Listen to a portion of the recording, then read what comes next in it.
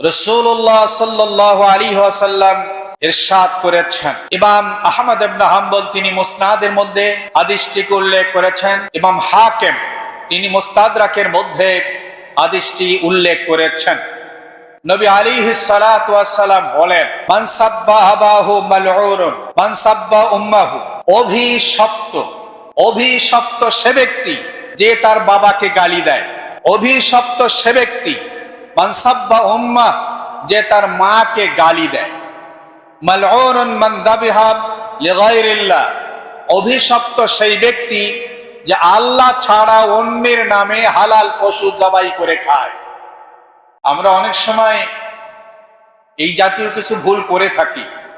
জবাই করতে হবে আল্লাহর নামে, কোন ব্যক্তির নামে পশু জবাই হবে না, আল্লাহর নামে হবে। মানত করতে হবে আল্লাহর নামে, খানজাহান আলীর দরবারে না। আর কোন পীরের মাজারে মানত নয়, মানত করতে হবে আল্লাহর নামে। আল্লাহ তৌফিক দান করুন।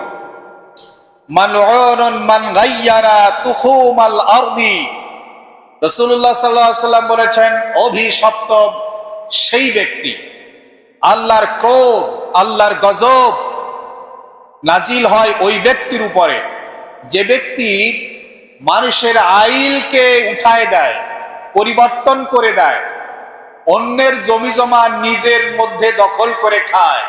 গাইয়ারা পরিবর্তন করে দেয় সীমানাকে, ক্ষমতার কারণে লাঠির জোরে অন্যের জমি জমা দখল করে খায়, সীমানা প্রাচীরকে উঠিয়ে দেয়।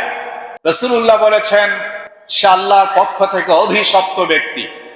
এ ব্যাপারে সুনানে তিরমিজি, বুখারী এর মধ্যেও হাদিস এসেছে, মান গায়্যারা মানারাল আরদ, যে ব্যক্তি মানুষের আইলকে পরিবর্তন করে দেয়। মান নাখাযা শিবরাম মিনাল আরদ, যে ব্যক্তি মানুষের 1 বিঘা জমি দখল করে খায়।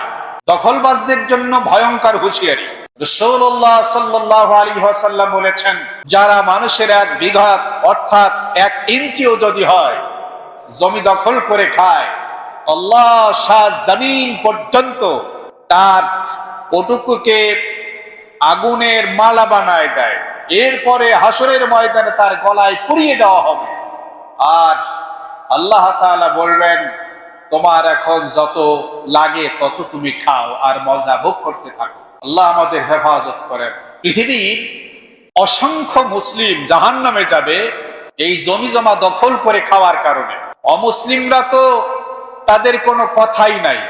আল্লাহ নিজে বলেছেন, ফালা নুকিমু লাহুম ইয়াউমাল কিয়ামাতি ওয়াজনা, তাদের আমলনামা তো ওজন করা হবে না, মরে গেল বিনা হিসাবে চিরস্থায়ী জাহান্নামে চলে গেল। কিন্তু মুসলমানের জন্য তো আল্লাহ তাআলা ওয়ানাজাউল মাওয়াজিনাল কিসতা ইয়াউমাল কিয়ামা, আমি হাসরের ময়দানে একটা দাড়ি পাল্লা নির্ধারণ করব। এক পাল্লায় গোনা আর এক পাল্লায় নেকি দেওয়া হবে। তবে বান্দার হক যারা মেরে খেয়েছে, ধরুন আমি আমার বোনের হকগুলো দিলাম না, আমি আমার ফুফুর সম্পদটাকে মেরে দিলাম, আমার ক্ষমতা আছে, আমি অনেক বড় কিছু, আমার প্রতিবেশীর একটি জমি দখল করে খেলাম, একজন এতিমের সম্পদ জবরদখল করে খেলাম, মনে রাখতে হবে হাসরের ময়দানে এই জমিন আমার জন্য আগুনের মালা হবে, আর এই জমিন আমার জন্য জাহান্নামের কারণ হবে। আর এই জমিন যার দখল করলাম ওই ব্যক্তির কপাল তো খুলে গেল। আমার জীবনের হজ, আমার জীবনের নামাজ, আমার জীবনের রোজা, আমার জীবনের যাকাত, আমার জীবনের দান সাদকা, আমার জীবনের নেক আমল, এগুলো তো তাকে দিয়েই দিতে হবে।